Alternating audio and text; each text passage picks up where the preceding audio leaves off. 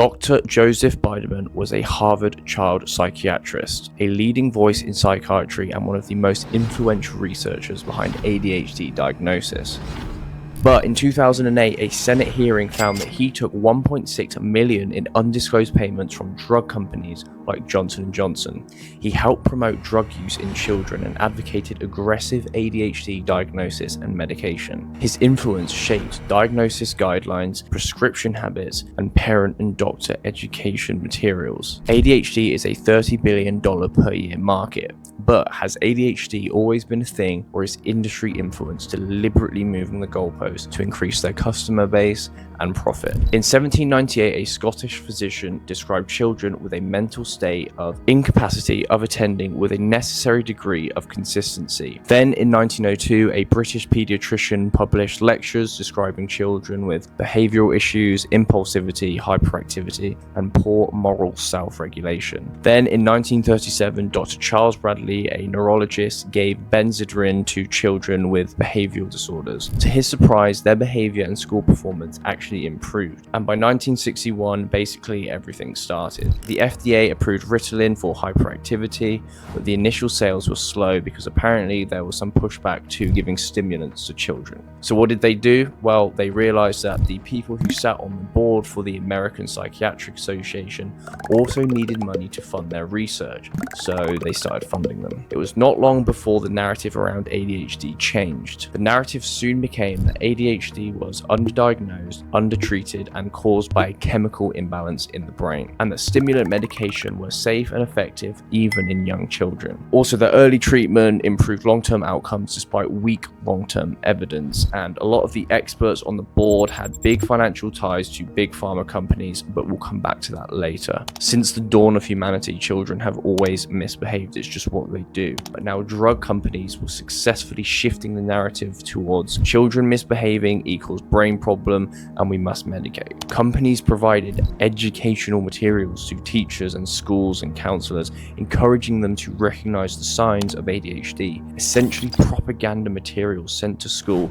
to market drugs to children. Schools became a great marketing channel because often teachers would have a small number of students causing disruption, and referring them for an evaluation became a very effective way to have them drugged and hopefully less of a problem in class. Then in 1980, the American Psychiatric Association introduced the term ADD, attention deficit disorder. 7 years later, they renamed it to ADHD and broadened the diagnosis. By the early 90s, ADHD diagnosis skyrocketed and Ritalin prescriptions tripled. Big pharmacies green, not only have they found a rapidly growing market, but it's a market of children, meaning a super long lifetime value for their customer. By 1996, a small company, Richwood Pharmaceuticals, launches Adderall, a rebranded version of a weight loss drug containing a mixture of amphetamine salts. The strategy was simple: pour money into marketing medications and researching new drugs, use influence in the American Psychiatric Association board to expand the diagnosis criteria further and further. At the start, many teachers may have only recommended a small number of disruptive students, but now the list of symptoms was literally pages long,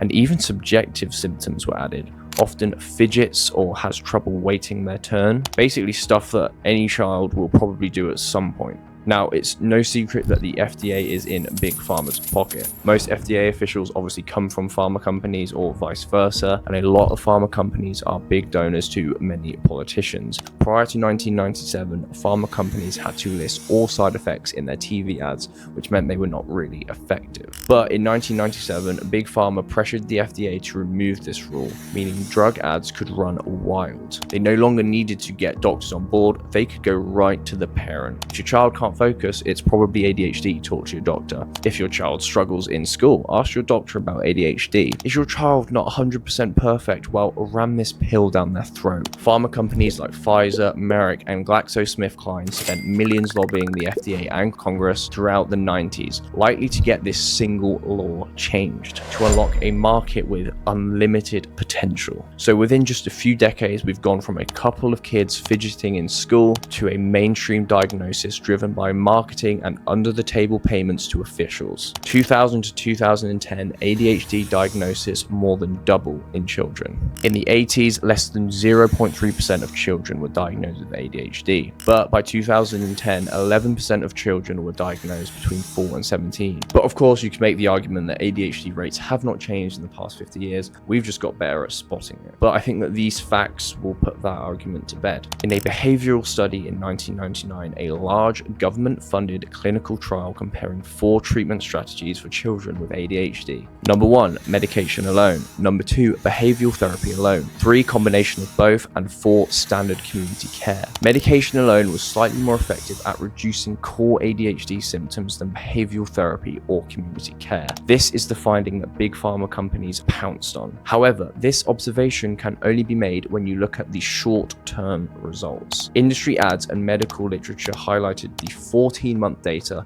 where stimulants performed best. They ignored the long-term findings showing no long-term advantage of medication over behavioral therapy. The benefits wore off by year 3. Children on meds grew more slowly, about 2.7 centimeters shorter and 2.7 kg lighter over 3 years. They cherry-picked the data that benefited them and left out the data that was not so good for them. Another example is how pharma companies pushed the dopamine imbalance theory. Pharma giants leaned heavily on this message in the 1990s and 2000s. They claimed that ADHD is caused by a dopamine imbalance in the brain and that stimulants restore that balance. This narrative was simple, intuitive, and emotionally satisfying. It removed the blame from parents and kids, and it gave doctors a clear rationale for prescribing medication. It made a treatment seem like a scientific fix, like insulin for diabetes. Early studies did show differences in dopamine transporter levels in people with ADHD, but this wasn't clear-cut or casual. No brain scan, no blood test, or chemical marker can diagnose ADHD. ADHD is influenced by a complex mix of genetics, environment, brain structure, and development, not just a single chemical. Even top researchers at Harvard and NIMH later admitted the chemical imbalance model was a metaphor, not a scientifically proven fact. It was an oversimplification to serve marketing purposes. Their promotional materials often stated or implied that ADHD is a brain disease. Medications correct brain chemistry.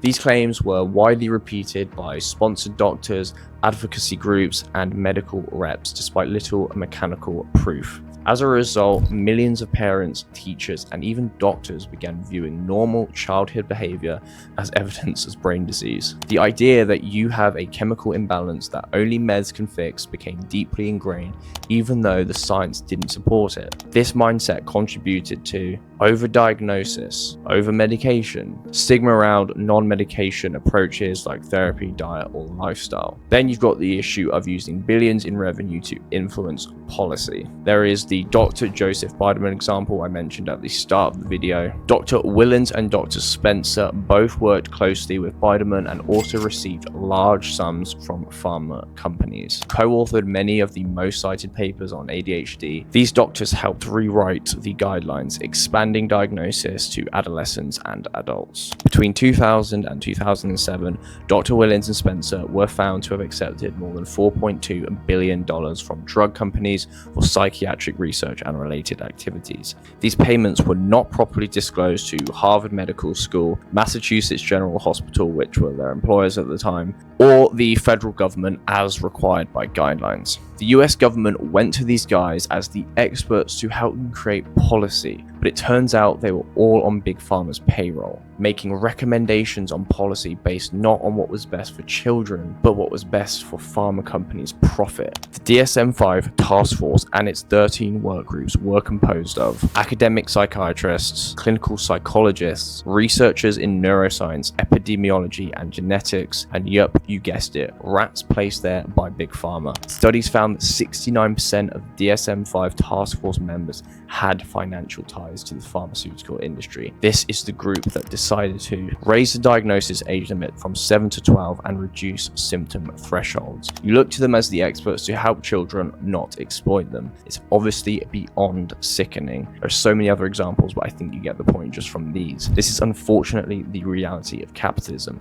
When a market is so big, or at least with the potential to be so big exists, nobody can escape its influence. It will wedge its fangs so deep into society's neck that it becomes dependent on it, that removing them is probably impossible or will at least be extremely painful. How many millions of kids now rely on these synthetic pills to sit still, to focus, to sleep, or even to feel happiness? They've been able to use the money to completely twist the narrative so that any child who cannot sit still and stare at a whiteboard for 8 hours per day has a brain problem and needs treating. Is the child the problem, or is it the symptom that they're in? Maybe rather than drugging children so they can sit in class, we should consider exploring new ways to teach children that they actually engage with and actually be of value to them when they leave school. The world is changing at such fast pace, and yet education hasn't changed in decades, or at least it hasn't here in the UK. Aside from reading and writing, you probably could have a better education by just watching things on YouTube for free. I think that's pretty much everything I have to say on this topic. My name is Logan, and my company Natural Foundation sells natural supplements with solid scientific research. If you're looking to do things a natural way, check us out at nfsupplements.com.